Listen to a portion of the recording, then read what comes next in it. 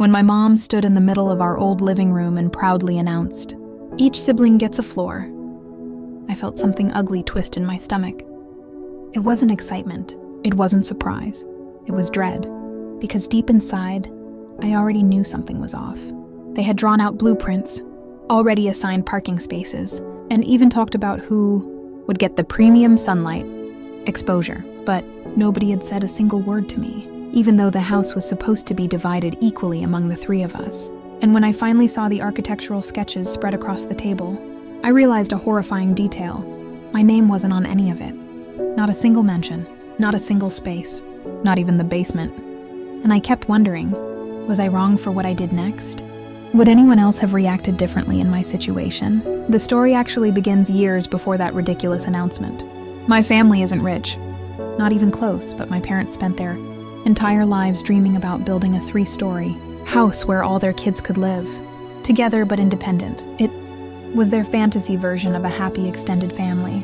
My older sister Zara was always the golden child. Every success she had was paraded proudly. Every failure was softened and excused. Then there was my brother, Hamid, the baby of the family, who could do no wrong simply because he was the only son.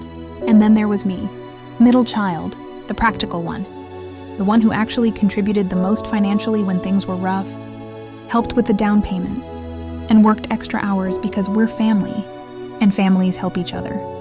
But somehow, I was always treated like the optional child.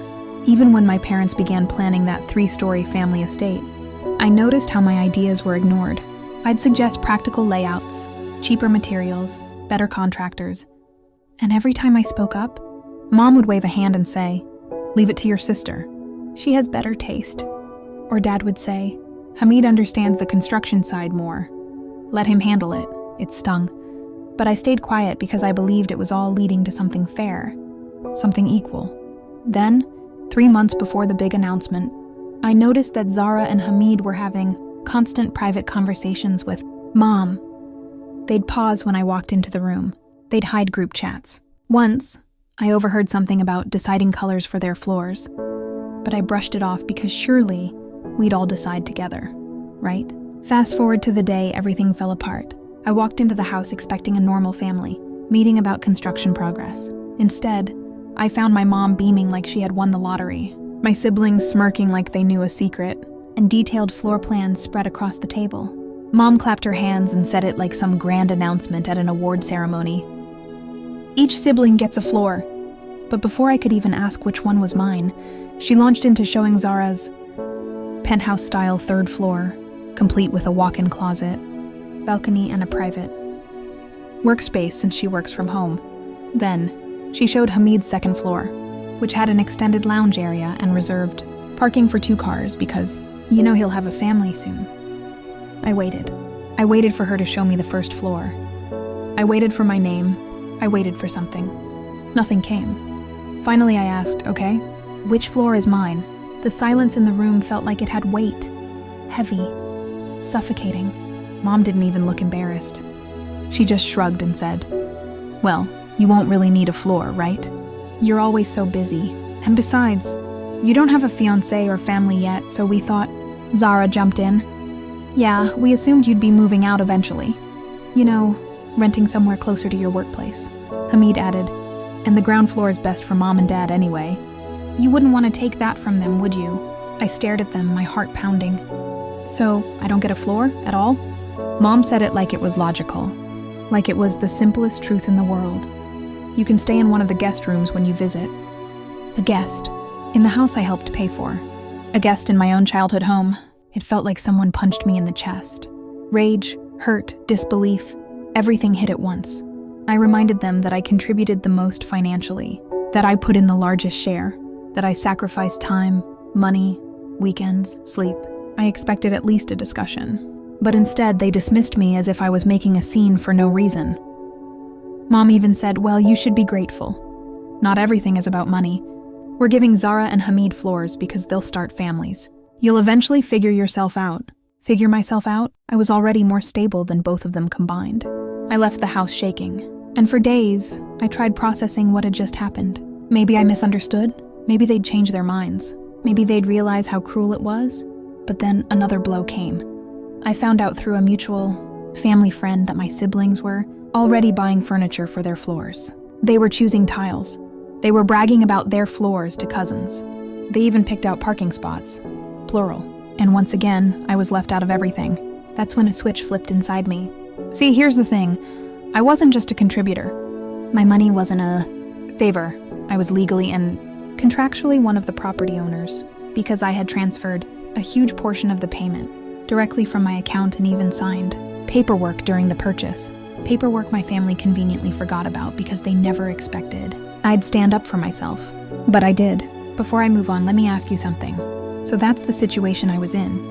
Used for money, erased from my own family home, and treated like I didn't deserve a place at all. Before I tell you what I did next, tell me honestly, what would you have done in my shoes? Would you stay quiet? Walk away? Fight back? Think about it for a moment, because what I did next changed everything. After days of thinking, I hired a real estate lawyer. Not an aggressive one, just someone who understood property law clearly.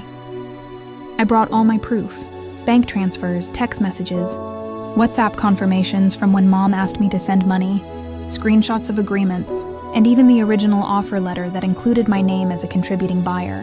My lawyer looked through everything and said, "You own 1/3 of this house legally. They can't assign floors without your consent, and they definitely can't take your share." I felt something I hadn't felt in weeks: power. We drafted a formal notice, a serious one. It stated that no construction changes, floor assignments, parking allocations, or interior modifications could legally continue without approval from all 3 registered contributors, including me. If they continued to exclude me, I had every right to demand the property be liquidated and divided financially, which would destroy their dream house plans completely. I didn't want to destroy anything. I just wanted fairness. But clearly they didn't.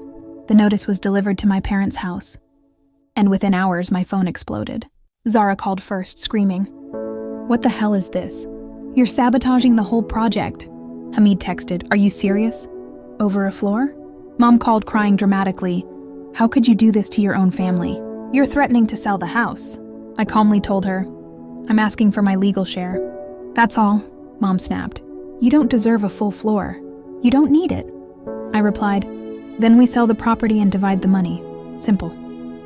What followed was chaos. Days of fighting, group messages exploding, relatives calling me like I was the villain, everyone telling me to compromise, while ignoring the fact that Zara and Hamid already took everything for themselves. Finally, my dad, who had been silent most of the time, called and asked me to come over for a family meeting. I expected another emotional guilt trip, but what I walked into was worse. Zara was holding updated house designs, bigger, modified. My name still wasn't there. She said, "We're willing to give you a small studio space on the first floor. Happy now? A studio. Not even a full portion. Not comparable to what they got. Just a symbolic corner to shut me up." I said no. My lawyer sent a final notice demanding a legal division of the property. And suddenly, everyone panicked. Because without my cooperation, the entire construction project would freeze. Contractors couldn't continue. Payments would be halted. Permits needed all owners' signatures. Basically, I held more power than they expected. A week later, Mom finally broke. She called me, defeated, and said, "Fine, you get the entire first floor. Are you happy?" But now, something inside me had changed. I didn't want to live in a house with people who only respected me when forced. I didn't want to share walls with siblings who saw me as useful only when they needed money. I didn't want occasional visiting rights like some outsider. So I made my final decision.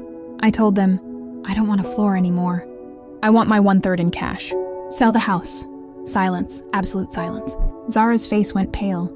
Hamid literally swore out loud. Mom looked like she might faint, because selling meant their dream house would never exist. Their pre-planned luxury floors? Gone. Their assigned parking? Gone. All their furniture orders? Pointless. And they knew it. For the next few weeks, they begged me not to go through with it.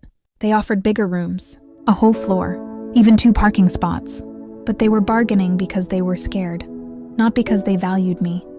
And I was done being valued only as a bank account. So yes, the house went on the market, and yes, we sold it. Each of us received our exact legal share. Zara was furious. Hamid blocked me for a while. My parents acted like I had broken the family apart. But for the first time in years, I felt free. With my share, I bought my own apartment, my own place. My walls, my choices, my peace. Nowadays, visits with my siblings are polite but distant. And honestly, I like it that way. Sometimes losing closeness is better than losing self-respect. If you ask me whether I regret it, no. Not even for a second. Sometimes the only way to stop being treated like the smallest voice in the room is to remind everyone that you're not small at all. And if they forgot that, I'm glad I reminded them.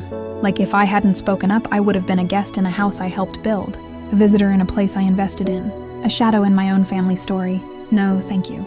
Anyway, that's what happened. And maybe you'll agree with me or maybe you won't. But I'd still love to hear what you think. Like this video if you were on my side. Subscribe for more stories like this, and share your final thoughts on this whole mess in the comments section. I'll see you all in the next story.